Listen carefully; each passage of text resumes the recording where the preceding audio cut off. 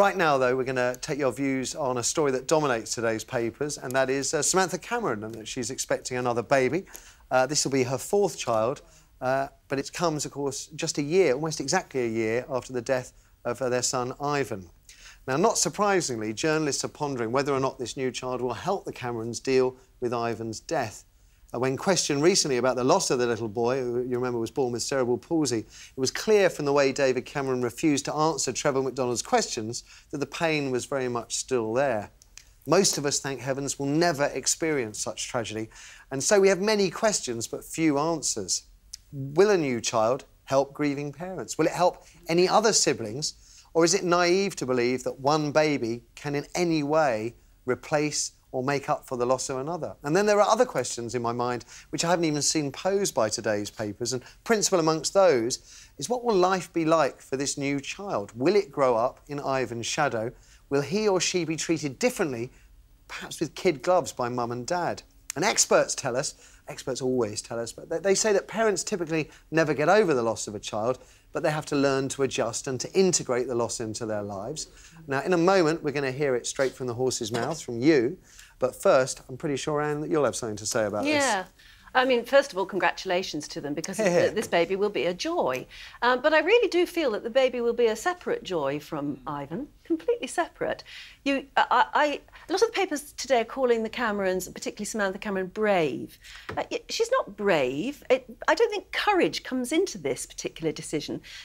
She probably just felt, as I did when it happened to me, you feel lots and lots, and everybody deals with grief differently, as we know, but you feel lots of, first of all, you want to defy death. You hate death and you want to defy it, so you sort of look for something that you can do. I took up gardening. I know it's really weird. Out of the blue, I took up gardening because I think I wanted to nurture things. I wanted to see them grow. It's a really primal instinct.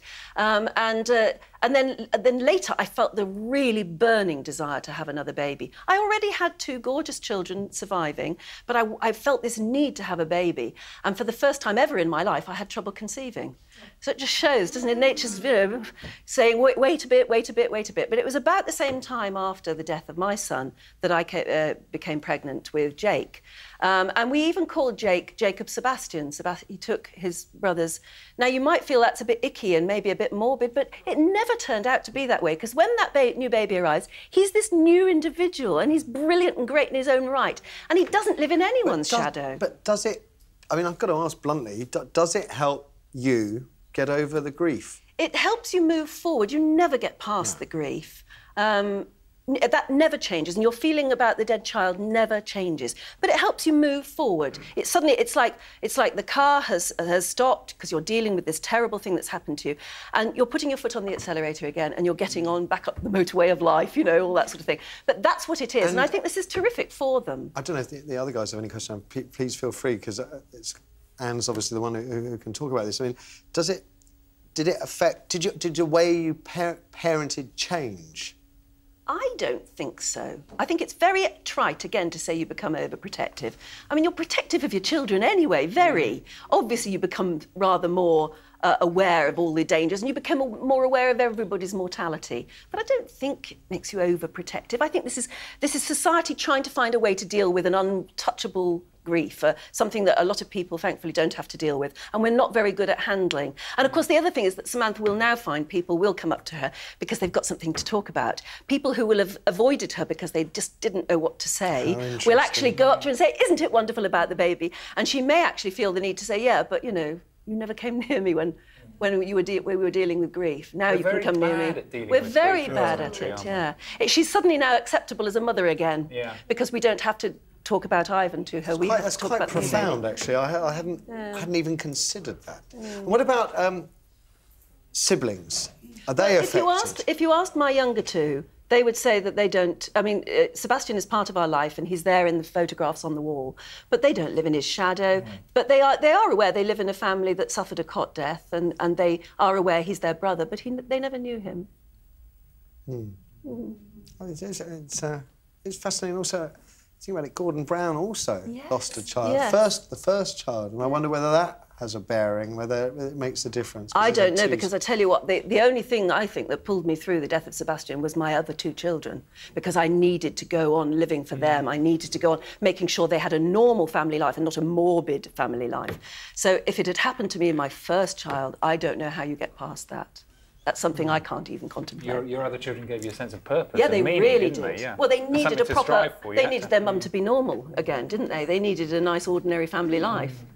Can I just say? I don't have children, but I can't imagine what it must be like to lose a child. But I am a child who's lost a father. My father died a few years back, and what struck me about it was I think we hear a lot about how.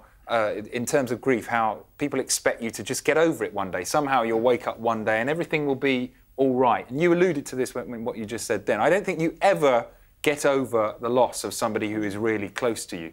The only thing you can hope to do is just to incorporate that loss into your daily life and move on. And move on with it. I mean, each individual finds its own way of dealing with things. Some people deal with it in a good way. Some people deal with it in a bad way. I lost my father 10 years ago, and I know the way it affected me and how I dealt with it. And you say it does get easier. You never get over things. And Anne said right at the beginning that we all grieve differently. Yeah. And one of the things I'm quite aware of is because I've been looking into it, because the death stickers hit me too often of late. And actually, we're all supposed to grieve along similar lines. There's psychologists have these 5 stages of grief. Yeah, the denial. That's right. One of them, anger, which I always think is quite interesting. But I do think that some people, yes, let it cloud their lives for the rest of their lives. They stop. They come to a full stop. You've got to...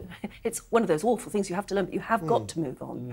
And I always think Sebastian would have wanted us to. Well, Ivan would have wanted the Camerons to go on and have a happy family life. Yes, indeed. Good point.